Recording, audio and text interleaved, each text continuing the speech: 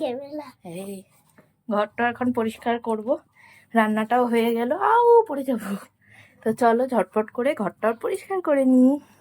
Bye bye. তো কোনো রকমে দেখো ঘরটা আমি পরিষ্কার করলাম একদম, ওখানে হয়নি, শুধু শোকেসের ওপরটা ওটা করছি। এবারে অবস্থা ঘরের থেকেও আরো খারাপ। সকাল সকাল তাড়াহুড়োর মধ্যে রান্না টান্না করি, তারপরে আর এই যে এই অবস্থা হয়ে থাকে। আর এই দেখো মহারাজ। আগে কি করি, আগে তোমার অনিমেষের সাথেই রঘু খেতে বসতো, সুবিধা হতো আমারও, কারণ একটু যেহেতু ভয় পায় অনিমেষকে। আর এখন তো খুব তাড়াতাড়ি বেরিয়ে যায়, 9টা 9:30টার মধ্যে, যেহেতু অনেক দূর দূর যায়, একটু দেরি করে বেরোলে না আসতেও দেরি হয় অনেকটা। তো তাই এই যে এখন খাওয়াতে বসিয়েছি, এই যে খাচ্ছে। কি করছো রঘু? আজকে কি পুজো হবে বাড়িতে?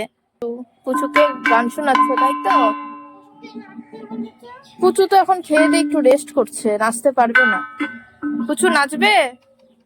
এই যে ঘুমিয়ে পড়লো আরো পুচু। অনেক কিছু খাওয়া হয়েছে, তাই ভাবছি আজকে হালকা ফুলকা খাওয়া হবে।